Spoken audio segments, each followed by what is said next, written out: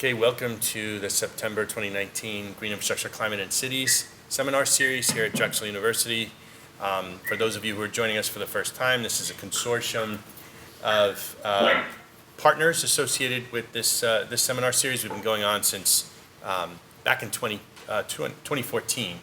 And again, for those of you who are joining us for the first time, the seminars are hosted at Drexel University as part of CCRUN, our efforts under the Consortium for Climate Risks in the Urban Northeast, which is a NOAA-funded research project to look at the impacts of climate change in the urban Northeast. Though our speakers often hail from other places, and today we have two speakers joining us through Zoom.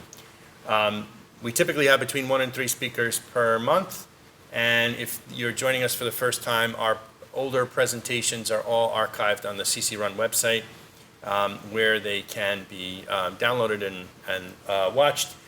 You're also able to join us remotely, and I understand today there's a significant number of us joined remotely through our Zoom link. So today's topic is water and climate resiliency, and we have two speakers. Nicole Hernandez-Hammer from the Clean Energy States Alliance and Michael McMahon from HDR. And what we'll do, the format will be each one of our speakers will talk for a few minutes, and then we'll have a little discussion, and then we'll move to the next speaker and have another discussion. Before I introduce the speakers, I just want to mention that next month we are going to be shifting gears a little bit to talk about coastal communities and some of the results of some workshops that we've had looking at the impacts of climate change on along our coast. So that's on Wednesday, October 2nd. And I also wanted to mention that within the next few months, those of you who are practicing engineers, land surveyors, architects, will be able, in any of the states that are part of our consortia, will be able to get continuing education credits from your attendance at these workshops. We'll be issuing certificates. So more information on that in upcoming months. So with that introduction, I'd like to introduce Nicole Hernandez-Hammer, who is a project director for the Clean Energy States Alliance, where she works on low and moderate income solar. She's a well-known climate change expert, sea level researcher, and environmental justice advocate. So Nicole's going to talk to us about her previous work in Miami, where she assessed on-the-ground impacts and leveraged that to mobilize the community to create climate resilient climate change adaptation initiatives. And so we will start with Nicole's presentation, and then we'll move to Michael McMahon, who works at HDR, his consulting firm, as a scientist and project manager, where his projects include climate change quantification, impact analysis, adaptation, flood warning, and other things. And so Michael's presentation will focus on how innovative, resilient engineering practices create the ability to adapt and mitigate the impacts of climate change on water, wastewater, and stormwater sectors. So those are our two presentations today to talk about resiliency. So with that, I'll hand over the screen share to Nicole for our first presentation. So Nicole, if you could share your screen.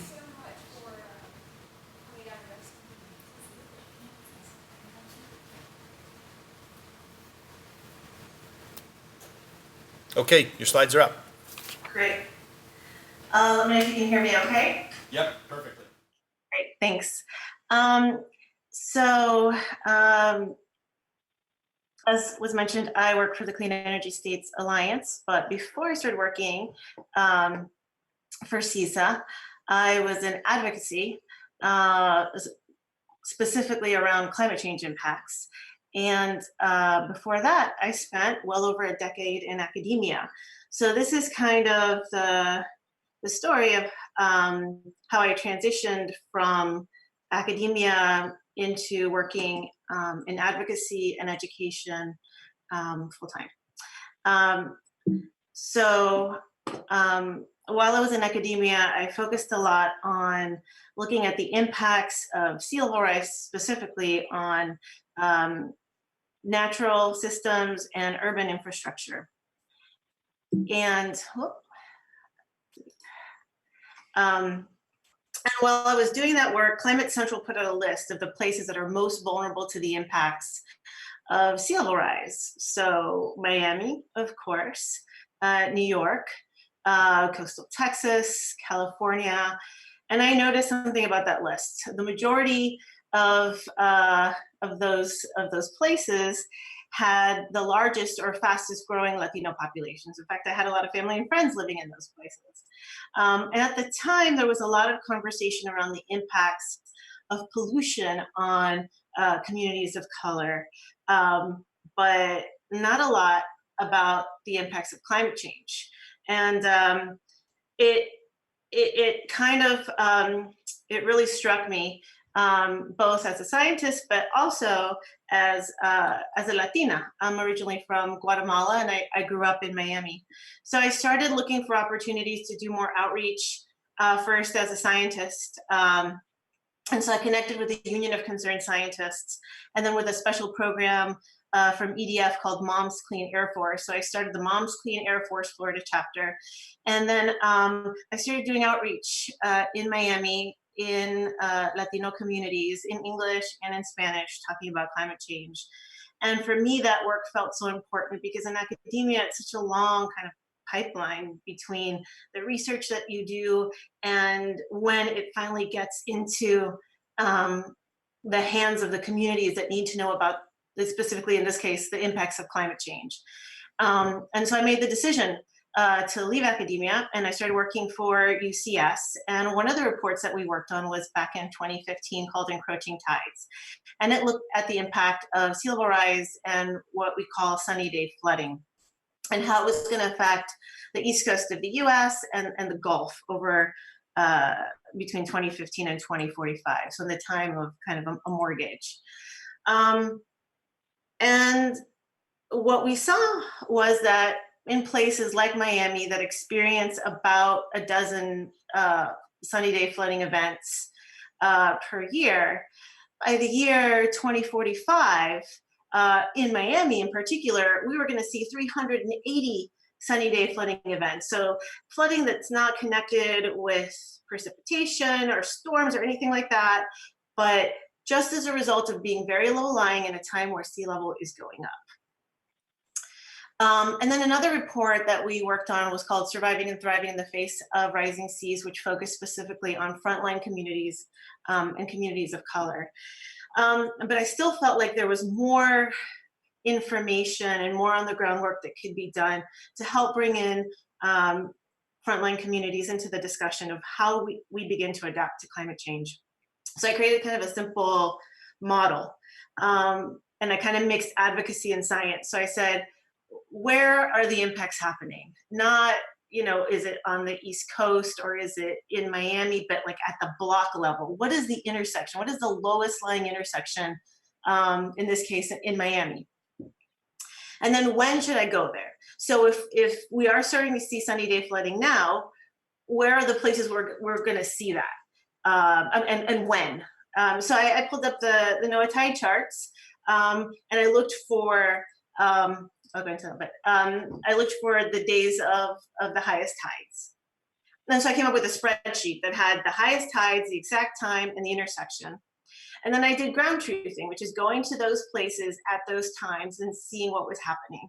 And based on what I was seeing, I began to do local outreach with community organizations that were either working on climate change and community education, or working on environmental justice around pollution, or working with frontline communities or low-income communities around issues like immigration and jobs that hadn't been working on climate change. And I kind of brought those different groups together, and we started doing outreach. And then how to, you know, make sure that that led to resident-led resilience was kind of the core of that initiative. So I'll kind of walk through what that looked like. So first, I used maps that were accessible to the public. So Climate Central maps, and then specifically Florida International had a sea level rise app. And so that's what I used to look at the lowest lying places. And then here's just kind of a snapshot of the tides chart, which I'm sure many of you have already seen. So I just kind of picked out the highest tides. And then there's that spreadsheet I put together. And what was interesting is I went to Miami Beach, which a lot of folks think of as, you know, you can imagine it's kind of the typical Miami Beach image with the Art Deco buildings and the nightclubs and the beautiful beach. And they were experiencing sea level rise, but they had put at that point already $500 million, $500 million aside to raise roads, to put in pumps, to do public education, to do a variety of adaptation initiatives, which was great. They had a lot of expensive real estate to take care of and a lot of people to take care of and tourism. But just a few miles away in a place called Shorecrest, there was none of that. No money had been put aside. Roads weren't being raised. There was no billboard saying that this is sea level rise. Nothing was happening. So I started talking to the residents in that community. And in this picture, that looks like a river, but it's actually a road. There's a truck in the back trying to drive through. I'm speaking to a young man. His name is Jason Robinson. He's a truck driver. And he had an iPad where he put different jobs that he had kind of listed in the routes. And he put that iPad one night under the driver's side of his car, under the seat. And in the morning, as the high tide came in, the water went in under the undercarriage of the car and flooded the inside cabin of the car to the point where the iPad where he had his jobs was damaged and he couldn't go to work. So he was really frustrated and was looking for some support and some help. The other thing is with salt water, it's very corrosive. And so a lot of cars were getting damaged and they were having issues with insurance companies covering that damage. This is Mrs. Escobar. She was really frustrated with the flooding. You can see garbage cans kind of floating and bobbing in the water there. The garbage trucks, because of the corrosive nature of the water, weren't coming down the road to pick up the garbage. So she had to tie garbage bags around her legs, and then she would carry the garbage bags down the flooded street so the garbage could be taken out. And so she started writing the dates of the flooding and her address on pieces of paper, and she would have her daughter take pictures and she would send it to whatever email address she could find on the Miami-Dade government page, and she wasn't getting any responses. So I mentioned I worked with a variety of different organizations. So they included Catalyst Miami, the Clio Institute, the New Florida Majority, and Florida International University, both their Sea Level Rise Center, but also working with their journalists. And then Moms Clean Air Force, as I mentioned before. Right around this time, I was invited to be a guest of Michelle Obama's at the 2015 State of the Union for the work that I had been doing in South Florida around climate change and communities of color.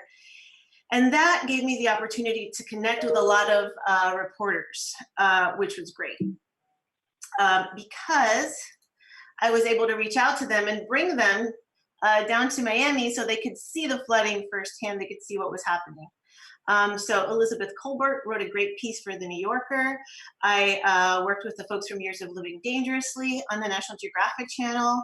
The Chris Hayes Show and MSNBC covered it. I was on several interviews with Telemundo, along with the residents, talking about the flooding that we were seeing.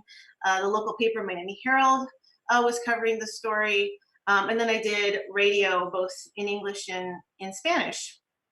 And then someone from the county called me and asked me to stop doing so much media and to let's work together. So we did. And we had a meeting where we brought in the residents, we brought in local researchers from Florida International University. We worked with the nonprofits. They provided space, they brought food. We made it comfortable for families to come with kids. And what we did is we connected the flooding that people were seeing to the issue of sea level rise, to the bigger picture of climate change. So a lot of times folks say that, you know, your worry pool is full. We have too much to think about when it comes to just kind of day-to-day life. We don't have time to deal with issues like climate change that may not be affecting us now. But when you're talking to folks that are dealing with issues like I'd mentioned that the community members were dealing with around sea level rise or around heat, people are more interested in having those discussions and participating in the solutions. There's Jason speaking. So then we share these stories with our local elected officials. This is Republican Congressman Carlos Curbelo. And I had met with him before as a scientist, and I showed him graphs and charts and numbers and projections, and it was useful and helpful. But he told me, he's like, it's the stories of people, it's these experiences that I need in order to be able to put together a compelling case for addressing climate change. And right around that time, he put together the Bipartisan Climate Change Caucus. So back to Shorecrest. So the city of Miami was very concerned, and they started moving forward, doing an analysis of what could be done. So they created land use maps. They looked at building footprints. They got a sense of the vulnerability of the area. And then they began to design ideas for adaptation, but these designs were done in partnership with the residents. And then they also reached out to the Dutch, who provided some really interesting and creative solutions. So here's a picture of an area of Shorecrest that was flooding. On one side, there's a canal, and on the other side, that's just a sunny day flooding. And then this is how the residents, in partnership with the city, in partnership with the nonprofits, and with information from around the world, kind of designed and envisioned what that area could be. And then we went ahead and piloted this method with heat. So I worked with the folks at FAU, and we created heat maps, and we found the places that had the highest degree of urban heat island. And we went to that place, and we partnered with the American Red Cross, with the Unit of Concerned Scientists, and Mom's Clean Air Force, and then a very well-known local artist that was working on climate change and art projects, and the city of Hialeah. And we brought in residents, and we had presentations that were done in both English and Spanish. So I made sure all the speakers could speak both languages, and every slide that they presented was presented in both languages. And we chose the time based on the NOAA warmest day of the year map. And we went the week before the warmest week of the year in Hialeah. So this is a picture of the heat maps that were based on Landsat, or Landsat thermal infrared sensor data.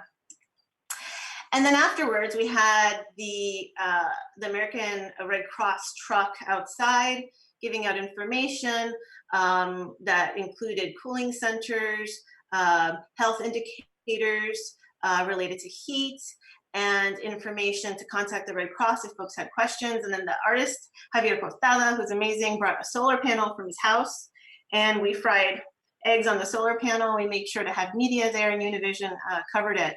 And the city of Hialeah was really happy with how the event went. In fact, it was one of their most successful events that year. So that's it. Any questions?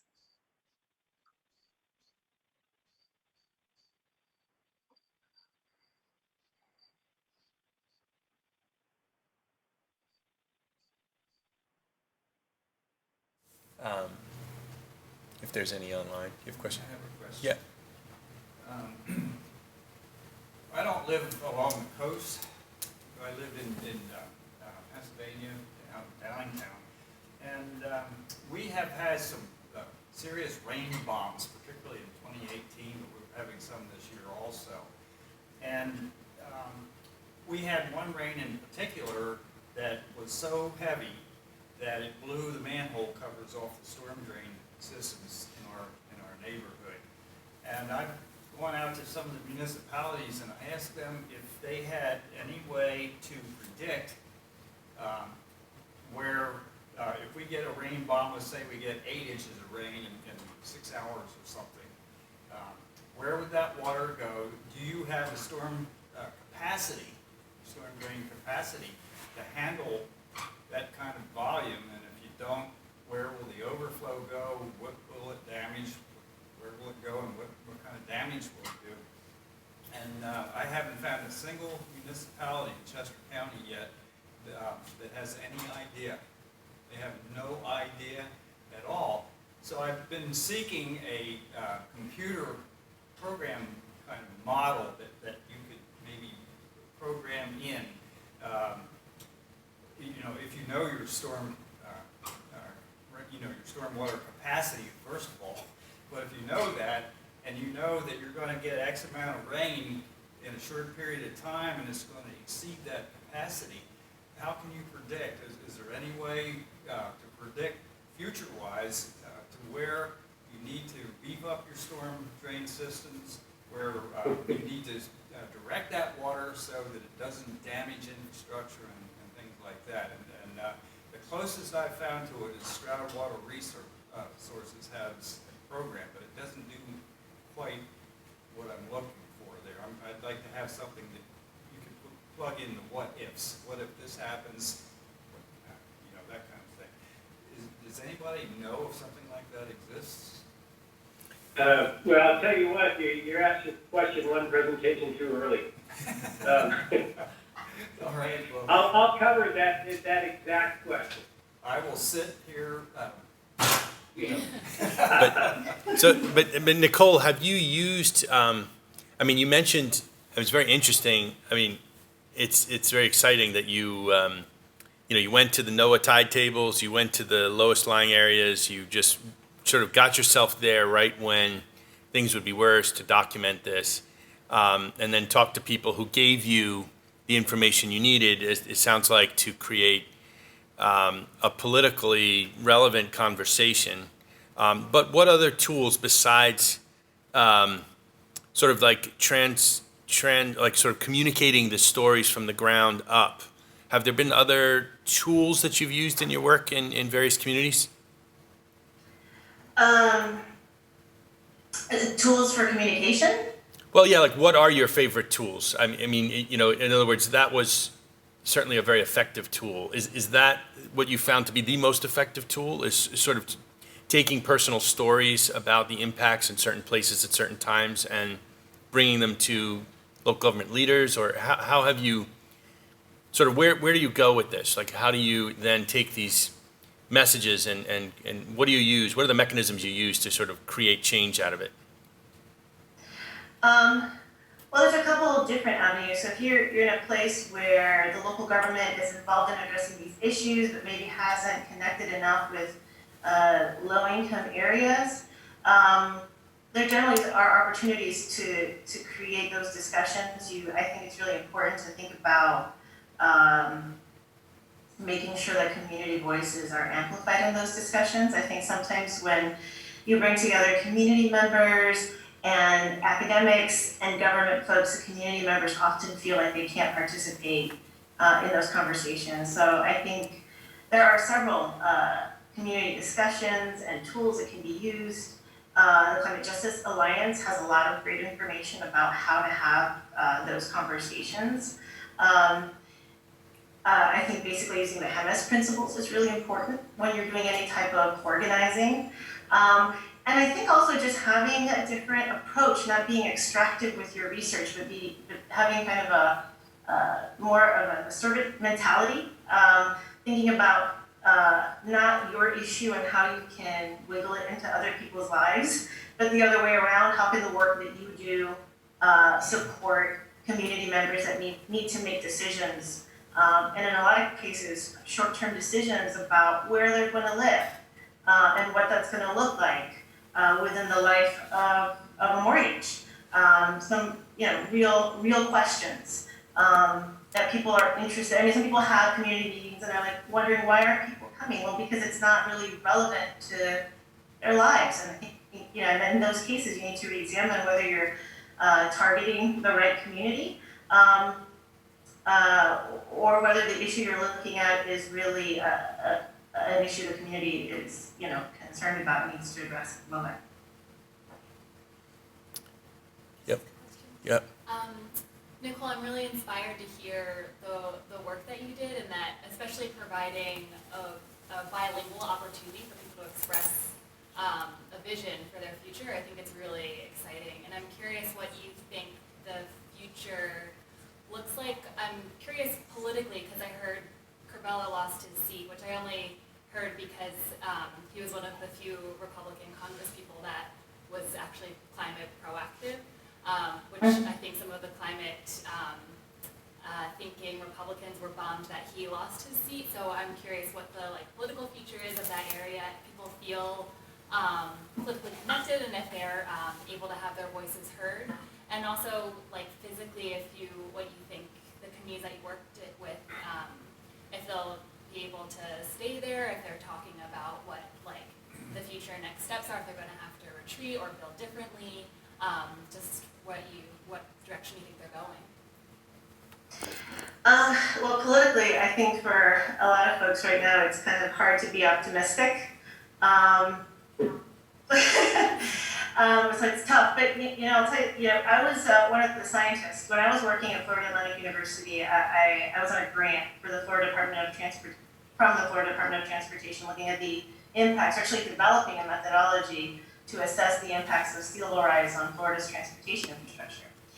And it was right around the time Governor Rick Scott, now hard to say, but Senator Rick Scott, when he was a governor, right around the time he took office. And I don't know if you all heard, but it was on the news quite a bit where scientists were being gathered, we couldn't say climate change. And when I submitted the first draft of the report to the FDOT project manager, she wrote back and she's like, this is a great, actually she called me. She called me and said, this is a great report, but I need you to take the words climate change out of this as much as you can. And about a year later, I left academia, and that's when kind of the story broke that was happening, not just in FDOT, but in a lot of the different agencies. And so the work was happening, but it was happening on a different place, a different scale. It was happening within the universities while Governor Rick Scott was in office. The Florida Climate Institute, which was all of the major universities in Florida working together on climate change, that came together. The South Florida Regional Climate Change Compact, which was the southernmost counties on the East Coast, so Miami, Broward, where Fort Lauderdale is located, Palm Beach, where Mar-a-Lago is located, and the Keys, all were working together to address climate change and still are, and doing great things when it comes to adaptation and mitigation. And then a lot of the nonprofits that I mentioned before that were either focused on climate change or on justice issues started working together, and individually on climate and environmental justice projects. The Van Allen Institute is doing some great work in actually developing a lot of these ideas within Miami-Dade counties, and they have a focus on frontline communities, which is great. So a lot can be done locally and regionally when the state or federal policies and decision makers are not in line with climate change. That said, at this point, we know we have a very quickly shrinking window of time for us to take major action on reducing fossil fuels. And so my hope is really in 2020 and hoping that things can change in a way where we'll be able to push the policies at the state and federal level that we need in order to avoid the worst impacts of climate change.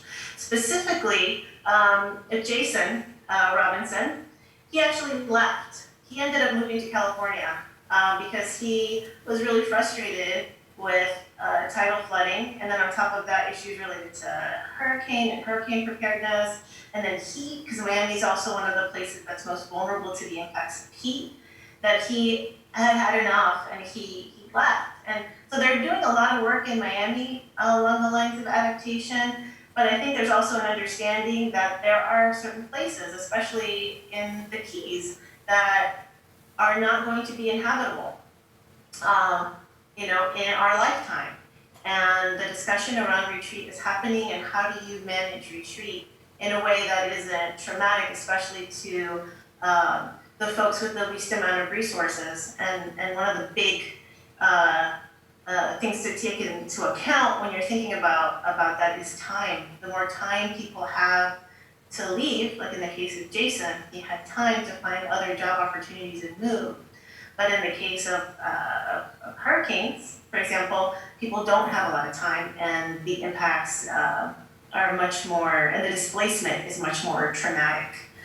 So those are the kinds of discussions that are happening not just in Miami, but in places like Galveston, and the Outer Banks, in coastal Georgia. And they're tough questions to answer, and they're different for every different community. Adaptation and mitigation are certainly not copy-paste exercises, and so there's a lot of work that's involved, and it's so important. I always talk about how when I'm working on a project that involves both community work and science work, it's so much easier for me to bring in someone from the community and get them up to speed on the science than getting a scientist up to date and kind of connected with what the community needs. So I think that we often value scientific knowledge in a certain way, but I think community knowledge is just as valuable. And if we're going to address a wicked problem like climate change, we need to have balanced and representation from all aspects of our communities.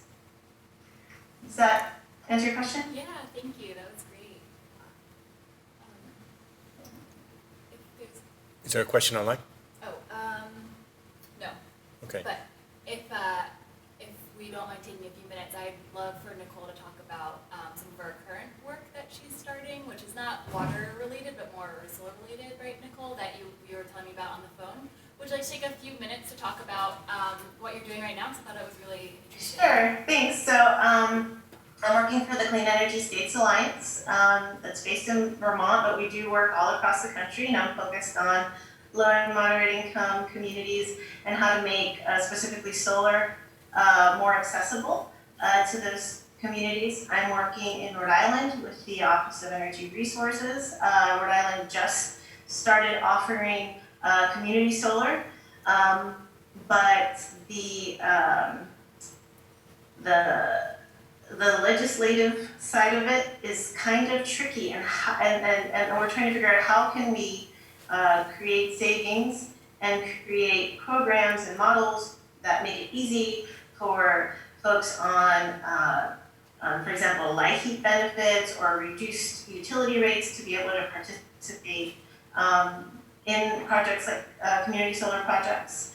And then I am working on a Department of Energy grant that it includes 5 states, Minnesota, Oregon, Connecticut, Rhode Island, and New Mexico, and Washington, D.C., on creating more opportunities for LMI folks to participate in a variety of different types of solar projects. I've been on this project for a year, so we're still kind of pulling all of this together, but I'm really excited for the outcomes of the project. I think for a long time I focused on 90% just getting folks to understand that climate change is happening and how it's affecting us, and then 10% of that conversation was on solutions, and now we're seeing that it's time to kind of flip that around and really be focused more on 90% or 10% about the problem, because we're all hearing it and we're all living with it, and then 90%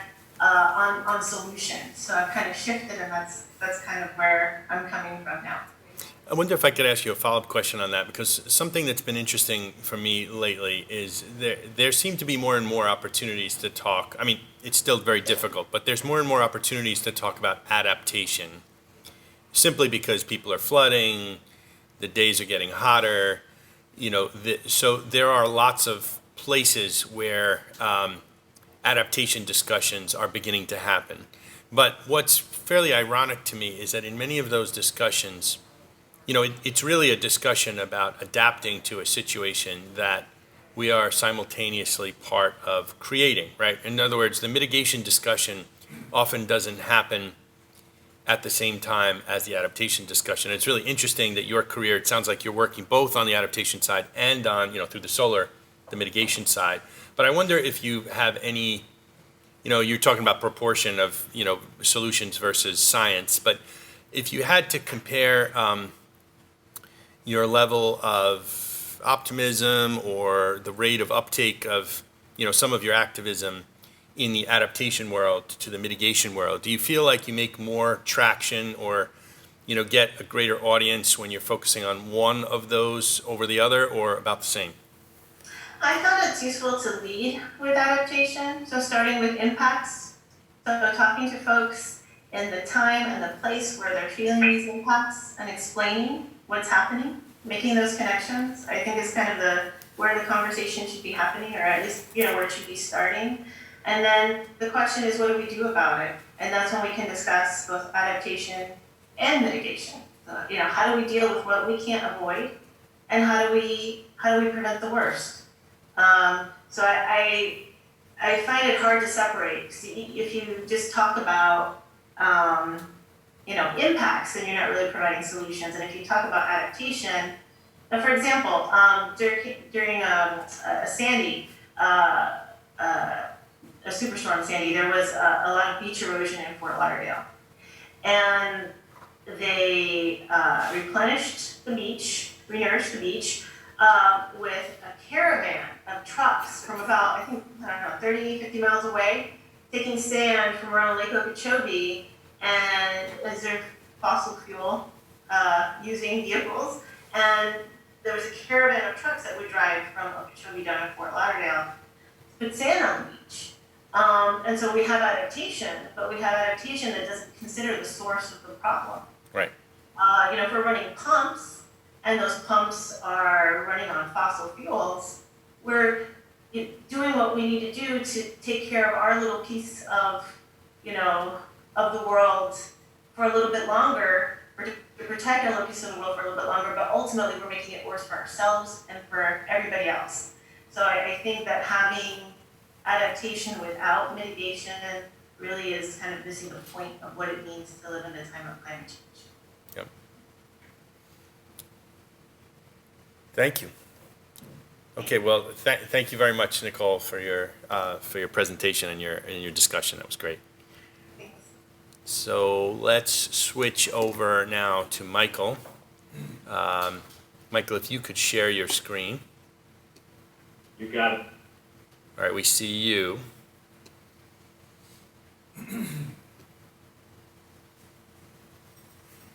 Okay, you're up. Your slides are up. Good deal. Hey everybody, I'm Lake Fan. I'm the senior hydrometeorologist with HDR Engineering. HDR is the sixth largest engineering and architecture firm in the country.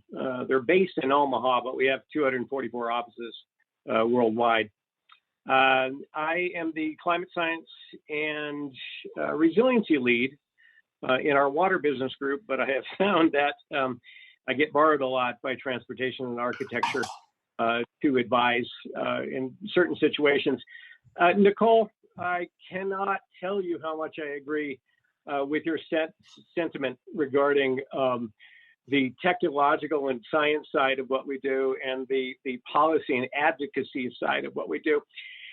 So I spent 22 years with Lockheed and Boeing during operations and research for primarily for aviation, but also worldwide. And during that time, of course, I thought everything could be solved through technology and the science that I was doing. So when I started with HDR 12 years ago and got involved in climate science and resiliency, it was a really tough road to hoe, where it's like, no, it's all about the technology and the work that you do and how good it's going to be for people. But if you can't communicate that and it doesn't get through to the greater populace, it doesn't do anybody any good. So my percentages are a little different than yours, but pretty darn close, where originally I thought it was 75% science and technology and 25% policy and advocacy. it's the other way around. And so much more can be done with policy and advocacy than could be done with any amount of great science. It's just a frustrating situation. So I'm going to segue really quick to Hurricane Dorian, just because it's been my life for the last week. This is a current infrared satellite image of the storm as it slowly moves northwestward at 9 miles an hour.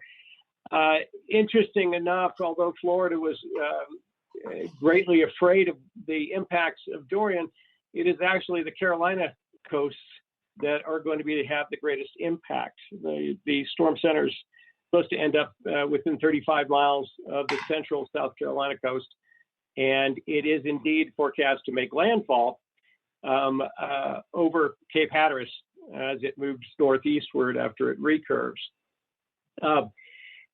Staggering damage. It is only a matter of time before this same scene is played out in a large city in the United States. In fact, that is something that actually may happen before the end of this hurricane season is over, because what I'm seeing in the long range forecast has a storm forming off the coast of Africa and ending up along the northeast coast in a very similar pattern as Superstorm Sandy. 2 weeks out right now, but it's showing up in our atmospheric models, and it is something to pay very, very close attention to over time. So in the world that I work in, we are private consultants, generally working for public entities. Nicole, again, I find your perception of what has been going on so spot on, in so much as 10 years ago, when I started having these discussions with clients, it was a tough go. I had to start at square one, and the work that needed to be done to convince them that, yeah, you do need to be proactive at this time versus reactive, and why, was a lot harder discussion than is going now. Now we have three very strong drivers and one overlying tenant that is responsible for our clients coming to us and asking us to help them with their risk and resilience to the impacts of climate change. The first strong driver is the desire to reduce the likelihood of service failure. That is very motivational for somebody that runs a water utility, whether it's wastewater, stormwater, or water supply. They don't want to wake up in the morning and find out that their system is not working anymore, because they tend to get a lot of complaints when that happens. Second, the benefit to cost of resilient actions has become so prominent and so motivating that if utilities don't do that, they are remiss and they are not doing their job, and they are risking the likelihood of service failure.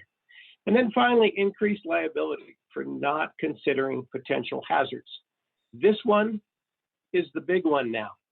5 years ago, I'd reverse that order. And it would be, the primary one would be service failure, cost of benefit, and then increased liability. Now it's that increased liability. And the primary driver, which is very policy driven, is a community that develops awareness of its vulnerabilities and responds by adding resilience to infrastructure services in order to adapt, is increasingly respected by its citizens and becomes more attractive for economic development. So interesting. If there's a policymaker in the room when I'm talking to them about what resiliency means, they get down to that last sentence and they go, oh, you could see it in their face. You could see how it impacts them, because they understand that if they don't do that, they're no longer doing their job either. So I mentioned the fear of service failure.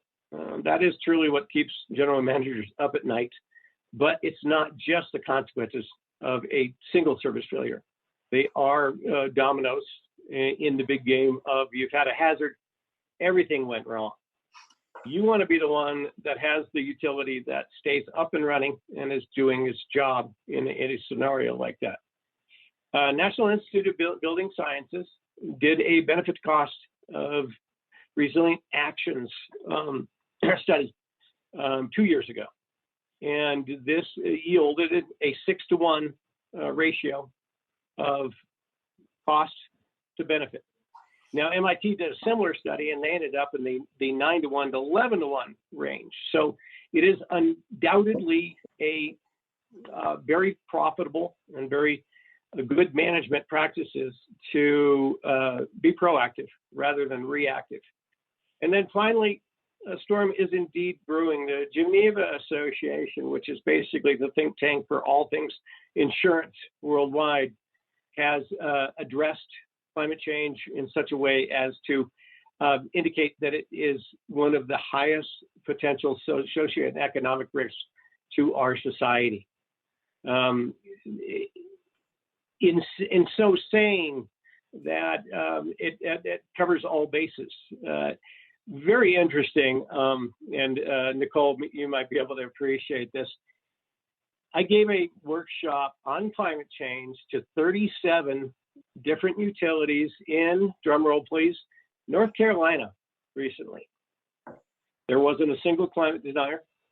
For all the GMs or lead engineers from these agencies, and they all got it. I showed them a slide and saying, regardless of the fact that the current administration is doing away with water regulations, what's taking its place are civil lawsuits. And I saw so many heads nodding in the room that I laughed. I laughed out loud. And I go, I see you guys understand what I'm talking about. And they're going, oh, 100%. And that's why we're here having this conversation. Here's a fun one. This is a case study that's come up in many recent climate change cases. Hooper was much more than a really bad Burt Reynolds movie. Hooper versus Northern Barge Company, 1932. In this case, the plaintiff argued that the barge company was negligent because and lost their cargo because they failed to use a radio. Well, the barge company said, well, radios are commonplace in our industry right now, so we don't have one. The court ruled that the industry custom wasn't adequate or hadn't evolved as it should have in order to protect the public. Ring any bells for climate change?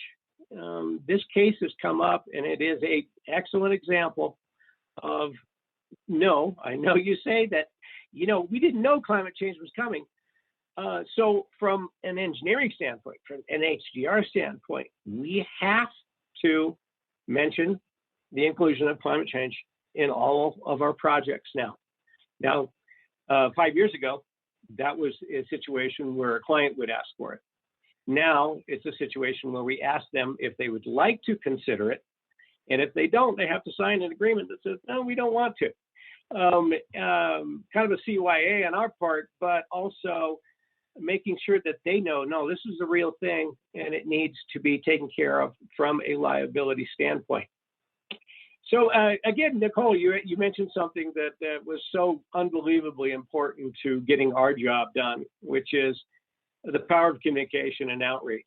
And that extends to all agencies, political advocates, policymakers. However, something interesting came out of my research of this, in so much as the Water Research Foundation did a study. Said, who do you believe when it comes to climate change impacts on your local water system? Well, lo and behold, water utilities scored pretty darn well. And again, when I show this to water utilities, they're like, oh, so they are listening to us. Yes, and there's a opposite side to this coin, which is related to, of course, to money, in so much as if the water utilities have figured out that if they need something to make their system more resilient, then they can justify it. They can take it to their PUC and say, you know what, we're going to have to raise rates because our people need our utility to become more resilient to the risks of climate change. I'll show you an example, a project example where that exact thing happened.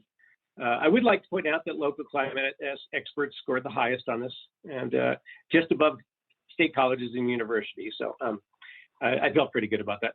So when we go about doing a climate variability analysis to help our colleagues better understand what they're going to be facing in the name of climate hazards, we always begin with observed climate change. Why? This sets the baseline for the change and simultaneously educates them on what they're dealing with. A lot of people have anecdotal knowledge. It's the old farmer scenario in Nebraska. It's never done that before. I've never seen it do that before. Well, in this case, this is what we do. We help verify what's already going on in their head. It's like, you know what? We're seeing things we haven't seen before. That sets the baseline. Then we can have the discussion of climate projections. They're already seeing change. This is what the change is expected to do. This is what the best climate scientists in America think, or internationally think, is going to happen. And then finally, we use that information to do climate vulnerability and risk assessments and identify and assess climate impacts to infrastructure to strategize resiliency plans. This is something that I have always lived by, but never saw until about 5 years ago. A goal of forecasting is not to predict the future, but to tell you what you need to know to take meaningful action in the present.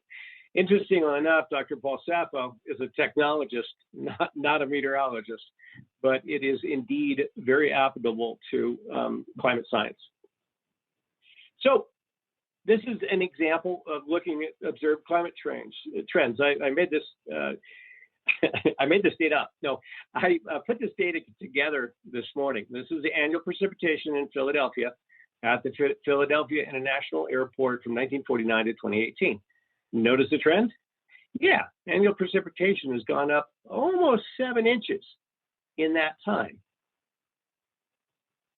Annual 24-hour maximum precipitation at Philly. In other words, the heaviest rain over a 24-hour period in every year from 1949 to 2018.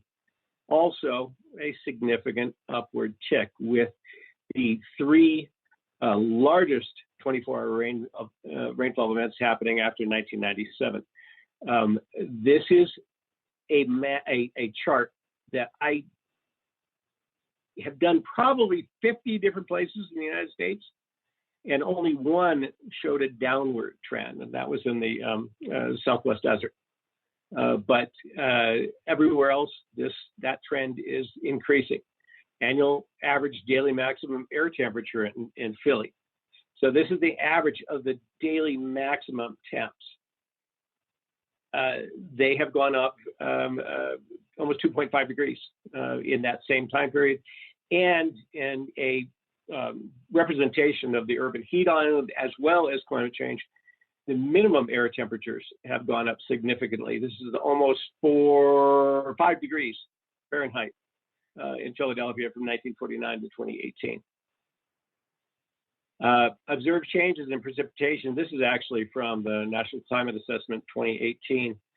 They have found that the number of 1% of all daily events, in other words, that 100-year event, has increased its occurrence 71%, in which case it's probably not the 100-year event anymore, but it has particularly increased in the northeastern U.S.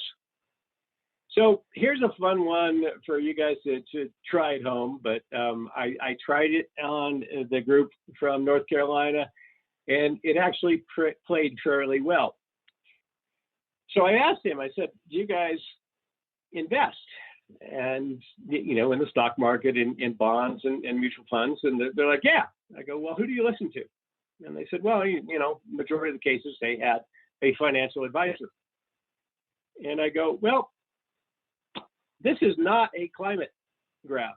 This is the S&P 500 from 1919 to 2018. And you've probably been listening to your financial advisor saying that, hey, the S&P is going to go up over time. That is the same scenario that's playing itself out with climate scientists. They are telling you that climate change is real, and temperature and is going to go up globally, and it's going to impact your local weather and climate. you could see a lot of faces that were like, yeah, this guy's all full of it. And then they came to the realization, it's like, wow, most of the time my financial advisors don't even have a degree, let alone more than 5 years of experience in the industry he's in. And I'm listening to him and betting my money on it. It's worth a shot. It's worth a shot, and pulling that card when you are in a climate argument with someone. So how do we being the Atmospheric Science Group at HDR, quantify risk and plan for climate resilience? Well, 10 years ago, we developed the first fledgling resiliency framework on how to enable our clients to do that. We are now in the fourth version of that, and I'm certain it will further evolve. We begin with the discovery and assessment of the vulnerabilities and consequences of both observed and future projections for climate. Once we gather all that data, we have the discussion with the client as well as policymakers on the strategy and planning and prioritization of what needs to be done in the name of infrastructure to make, to adapt to these threats of climate change. This is where continuity planning comes in, as well as sustainable solutions such as green infrastructure and low impact development. And then finally, you get to the reimagine and redesign stage. But funding that is unbelievably important. There are numerous avenues for grant funding, as well as other cost share funding from the federal government to enable adaptation efforts. Nicole had mentioned Florida Climate Institute. They put out a list every month of all the opportunities for grant funding in the name of climate resilience. And then we go on to the respond and execute phase, because emergency management is always part of the greater resiliency picture. So all emergency responders and long-term response plans are included into developing resilience. And then finally, you get to the control, adapt, and recover phase, which is where asset management fits in. But recovery you have to have a plan. We did a project in King County, Washington.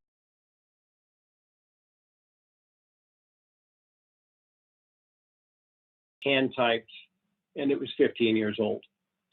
We said, well, we're gonna have to work on that a little bit. So in the first two phases, those are broken down into a six-step process to enable risk and resilience planning. You research, analyze, and present relevant hazards. You create an inventory of the infrastructure and identify at-risk infrastructure and systems. And by the way, this can also be used directly for community services as well, and we have. But in this case, it is directed towards infrastructure.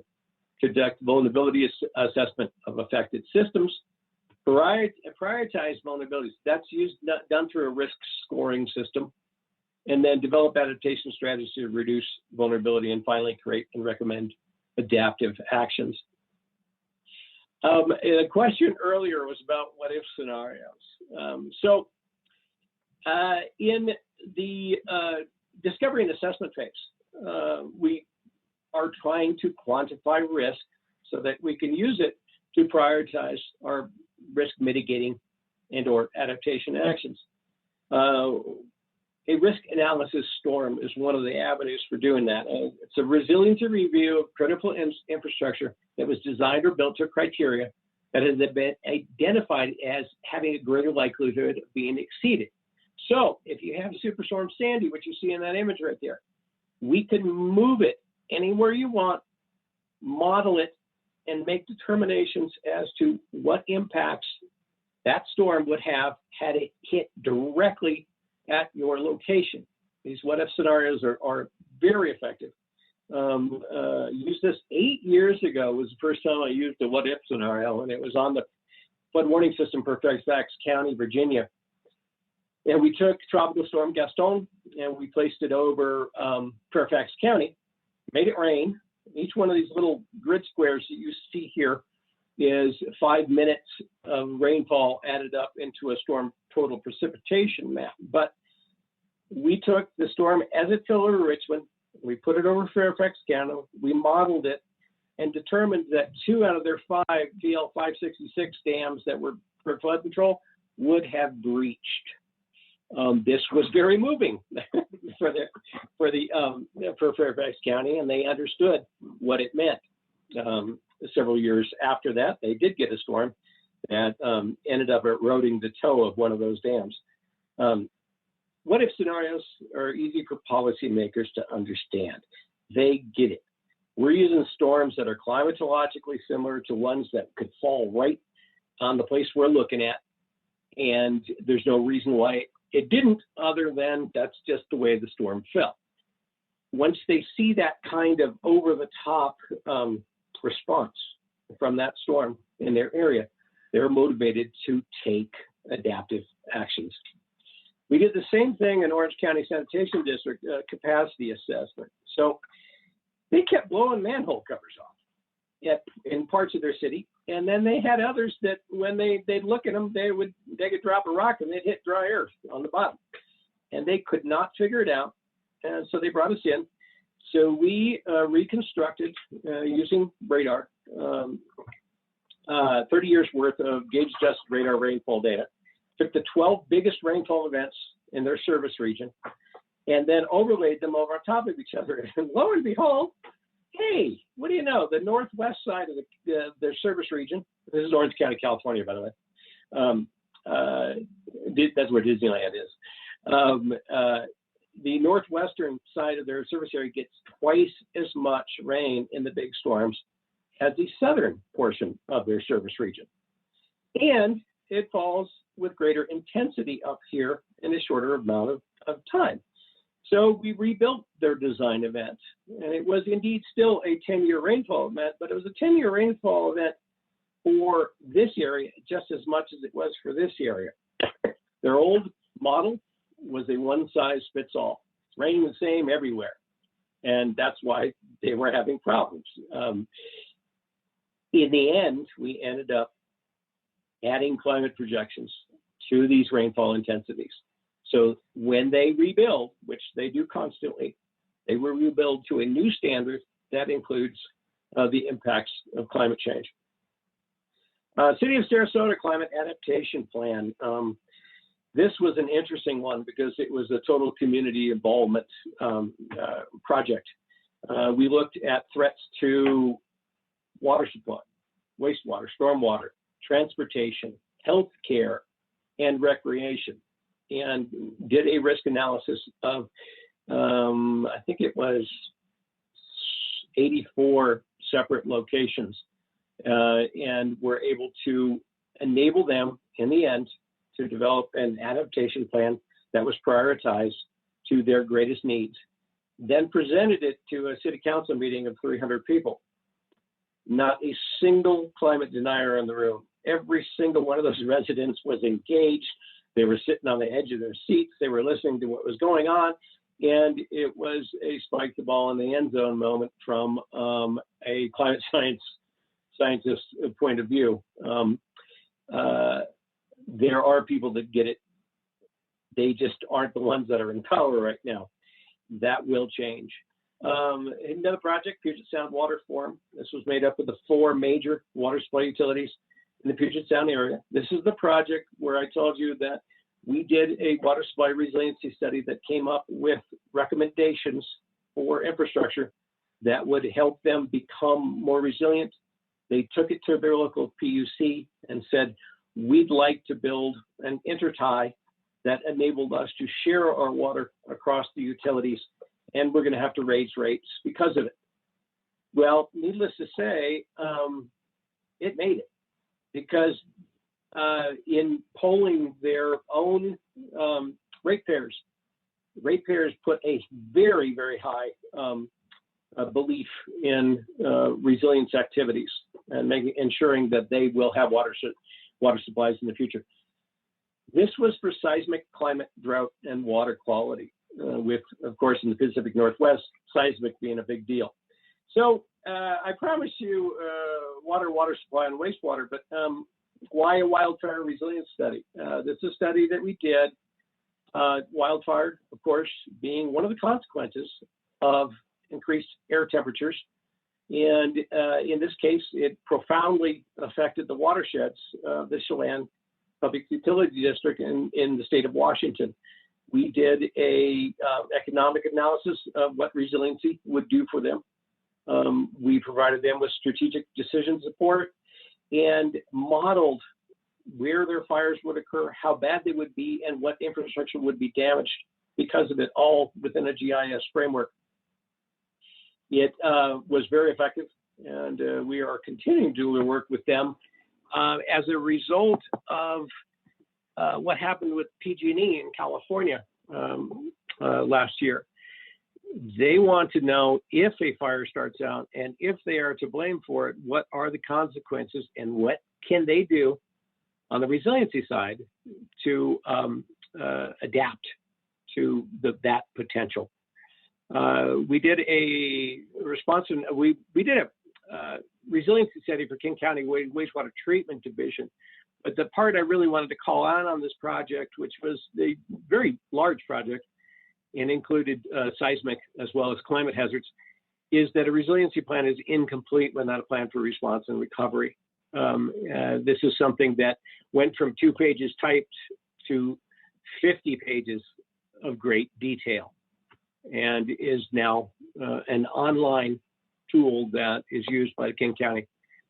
And then finally, Nicole, hopefully you're still on the line, but if you are not, hopefully you're smiling somewhere. In March 2018, HDR produced a resilience primer for EPTA. They came to us and they said, you know what? If we don't start at square one, no one's going to get this. So we produced a document that talked about why resilience is necessary, what it means to Florida in the long term, and what it's going to look like when projects start getting done. It was surprising, but we did a good job on it. And we are now working in Monroe County, Florida, providing them with a much more detailed view of what resilience, climate resilience is going to mean to their transportation assets.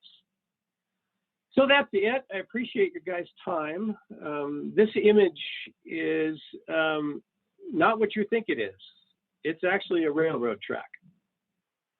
It is a railroad trestle that was there, and in September 2013, got washed away by a greater than 1,000-year event here in Colorado.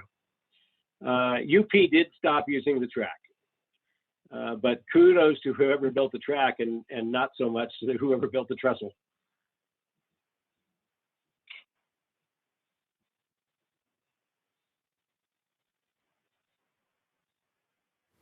Anybody in the room have any questions? I have a question. I'll just kick it off.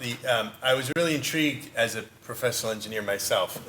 Your company's position that if your client is not willing to consider climate change, you have them sign some kind of an agreement. I'm just curious if you could talk a little bit about, without obviously not naming names, but if you could talk a little bit about how that policy has gone over. I mean, have you needed to institute that policy? I mean, in other words, have a lot of clients said, no, we can't afford or don't want to think about climate change and we're willing to sign your waiver? Or has it been, you've never actually needed the waiver because when you present the facts the way you did here, most people get on board and say, well, it's a good idea. We should think about climate. You asked the perfect question. In the case, in 90% of the cases, it's already a client that is on board and they know what they want and it's not a problem at all. We are just now, as in this week, experiencing situations where we're going to have to include that discussion within a scoping meeting, and we don't know what the client's going to say. So, as per your question, we're in situ right now in doing that. Our language is evolving in our legal team. You'll appreciate this. The legal team turned to the scientists to write the disclaimer. And I was like, shouldn't this be the other way around? And they said, no, we really want to hear what you have to say. So I wrote it, and they didn't change it. I was like, now I'm worried, guys. We're talking a legal team, 8 to 10 lawyers, that this is all they do. And so it is kind of uncharted territory. We have not run into a client yet that said, no, I don't want it.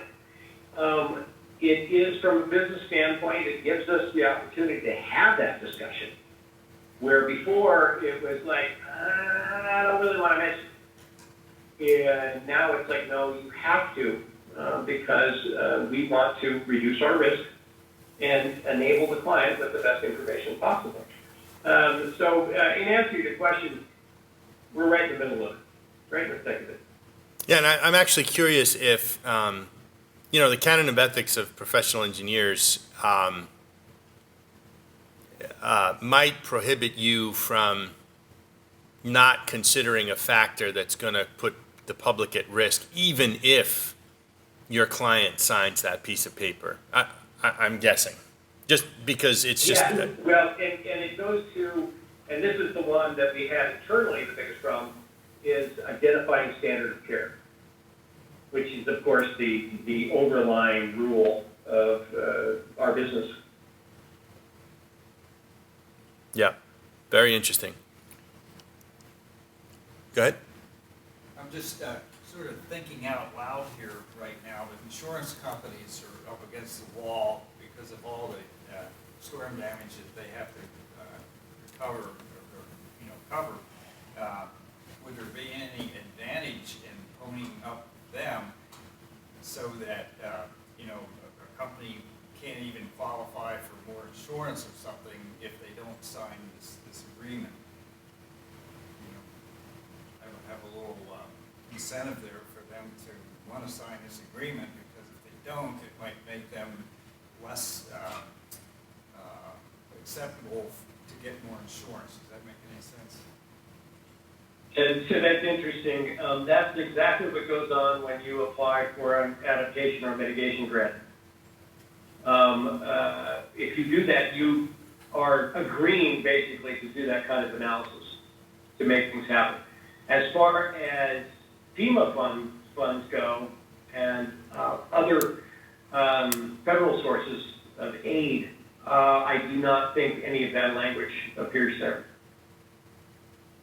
But it is interesting. I'm involved in a resilience project in the Caribbean right now, and I've been interacting with a constituency that I don't usually interact with, which are yacht owners.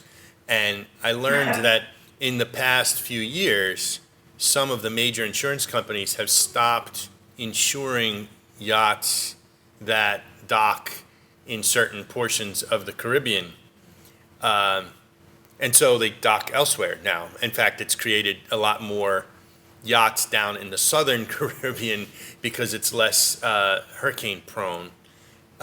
So there are some examples, I think, of where, these types of issues are now, the insurance companies, once they do their thing, it does trigger action. Just to your point, I think that's interesting. Yeah, no, and I mean, CCRUN pulled out of Florida, 5-6 years ago.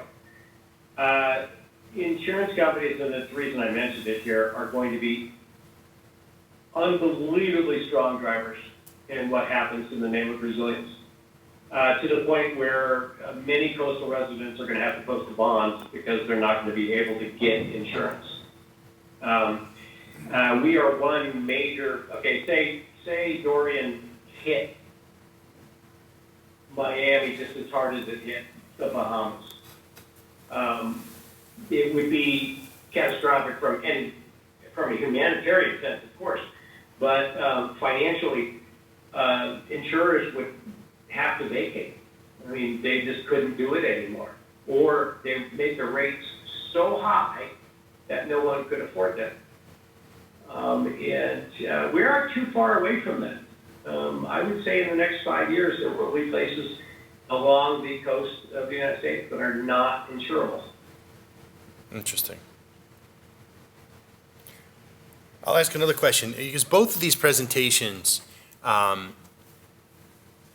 in some sense, created an optimistic story, right? That, you know, if you get the facts in front of the people, if you relay the personal stories to the decision makers, if you show the historical trends and do a what-if scenario, you're gonna win them over, and you're gonna get, 90% of the time they're gonna say, all right, we will consider climate. We're not gonna sign your waiver, right? Which is very much sort of in the face of what we're actually seeing politically, right? I mean, so if that's true, Yeah. then, then really we have sort of an absurd, I mean, and I'm not being glib, right? We have an absurd situation where the political decisions, which are supported by many people, not all people, maybe not even the majority of people, but a lot of people, are kind of not in sync with the rationality of folks who are actually in privy to the facts or privy to some data, even presented in one meeting or one workshop, as you said, right? So Yeah. I wonder if you want to speak about that a little bit. I mean, obviously, it's just politics is politics and science is science, but both of these presentations suggested that science can change decisions if it's introduced and communicated in the right way. So what are we doing wrong? As I mentioned earlier, at the very beginning of my presentation, and Nicole mentioned as well, changing policy has to happen before anything else can happen. Now, if policy is going in the wrong direction, and I'm going to brag on this one. When the current administration took over, I called our directors and I said, the amount of liability related to climate change is going to skyrocket to the point where it's going to be driving the bus, not the policy. So your comment regarding it's absurd. It is absurd, but what follows from that is unbelievably predictable, such as the number of civil lawsuits or civic lawsuits that are coming out because utilities and or cities and communities not doing what they should be doing in the name of climate resilience. That is going to continue and probably double if things do not change on the policy side. And by the way, that was Mike McCann, not Mike McCann of HCR. Thank you for that. Are there any online questions? No. No? But I have a question. Go ahead. Very non-technical question. I really enjoyed seeing all the work you've done across the country, and I would just like to hear if there are certain regions or parts of the country where you've gained inspiration in climate advocacy or movement, or on the other side, if there's areas regions of the country that you feel are just really, they're getting the facts and aren't really moving. So just kind of a geographical perspective of which parts of the country are really moving on this stuff. A great question. There's a two-part answer to it. One is primarily the coastal regions are experiencing the impacts of climate change sooner, particularly the Atlantic coast. Sea level rise on the Atlantic shores, just the observed trend is 4 times what it is on the West Coast. Okay? But the West Coast is also experiencing greater climate variability when it comes to precipitation. So I do more water management and water resources management in California than I do anywhere else in the country. And it's because the climate variability has been has such a great impact on the 40 million people that live in California. Now, with that said, it is much easier to talk climate change on both coasts. But I just got the first request for a proposal out of the city of Austin, Texas, that used the word climate change in the proposal. Now, Austin is a little more progressive than the rest of Texas, but it is a situation where they're being driven by fear of service failure. And if they don't do something, they're going to be the one holding the bag. And they don't want to be that. So where regionally it's driven by what the threats are. From a progressive standpoint, I'm seeing more and more interest in climate resilience in the central part of the country. Threats are different. Severe storms are the big driver, floods, and in the case of Texas hurricanes. But it is a situation where I'm just glad it's not 5 years ago. We can have these conversations. Yep. Thank you. All right. Anything else? All right, so thanks a lot, Michael. Thanks, Nicole, too. We should probably, there's not many people in the room, but we should give a round of a hand of, you know what I mean. Okay. Thanks very much. We'll be recording, we'll be posting this up onto the website, and we'll let you know when it's posted. And please feel free to join us first Wednesday of every month at the same time for more of these talks. Fantastic. Thanks. Thanks. Thank you. Thanks.